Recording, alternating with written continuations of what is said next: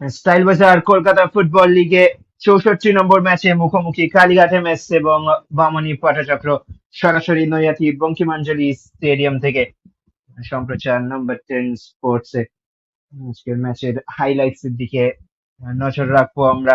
গ্রুপের কালীঘাট এমএস 11 নম্বর স্থানে থাকলেও পাঠচক্রকে তারা চমকে দিয়েছে আজকের পারফরমেন্স দিয়ে। পাঠচক্র সপ্তম স্থানে ছিল, তাদের কাছে সুযোগ ছিল চতুর্থ স্থানে উঠে আসার। 9 পয়েন্ট নিয়ে মোহনবাগানের থেকে 1 পয়েন্ট পেছনে ওপর দিকে উঠে যেতে পারতো তারা, যদি আজকের ম্যাচের ফলাফলটা তাদের অনুকূলে যেত। তবে সেটা ঠিক হতে দেননি কালীঘাট এমএস এর খেলোয়াড়রা, যেভাবে তারা পারফর্ম করেছে।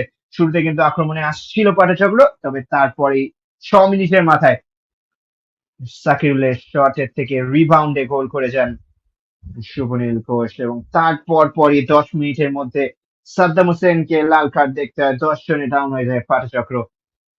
একের পর এক আক্রমণ তুলে আনে কালীঘাট এমএস। মাঝে বেশ কিছু সুযোগ তৈরি করে নিয়েছিল ম্যাচের সমতা ফেরানোর পাঠচক্র, তবে সেই সুযোগগুলো কাজে লাগাতে পারেননি তারা। শান্তনু জানা বারবারই আক্রমণে চলে আসছিলেন, সাথে সৌভিক অধিকারী ডান দিক থেকে সক্রিয় রেখেছিলেন।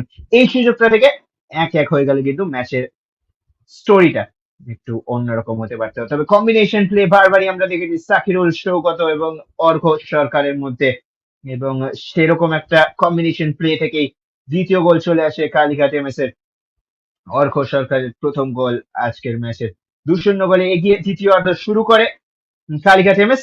তবে দ্বিতীয়ার্ধের শুরুতেই ওয়ান অফ দ্য ফাস্টেস্ট গোল, হয়তো অন্যতম দ্রুততম গোল দ্বিতীয়ার্ধের শুরুতেই 15-20 সেকেন্ডের মধ্যেই অর্ঘ সরকার তার দ্বিতীয় গোল এবং কালীঘাট এমএস এর তৃতীয় গোলটা তুলে নেয়, আবারও চমকে দেয় পাঠচক্রকে।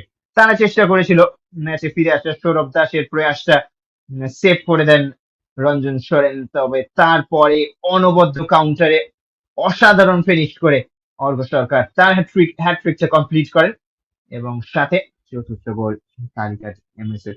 তবে 4 গোলেই থামতে রাজি ছিলেন না তারা, আরো গোলের খোঁজে একের পর এক আক্রমণ তুলে আনছিলেন নাসিরুদ্দিন মোল্লা, আজকের ম্যান অফ দ্য ম্যাচ, যিনি পেনাল্টি আদায় করে নেন এবং পেনাল্টি স্পট থেকে নিজেই কনভার্ট করেন।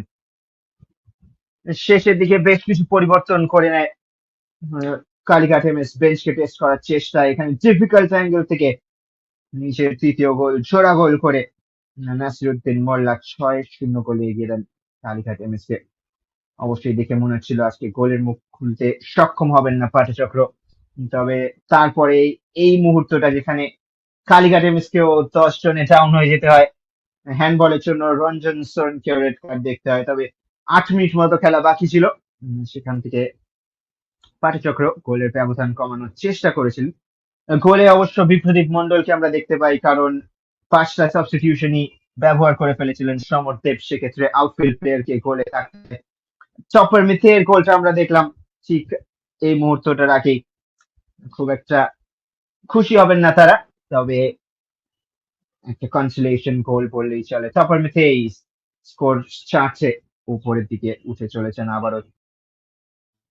সরকার তার নামে 4 গোল এই মরশুমে। Full time score line Kalighat MS 6, মামুনি পাঠচক্র 1, এবং গোলের বন্যা দেখলাম আজ আমরা নৈহাটি বঙ্কিমাঞ্জলি স্টেডিয়ামে।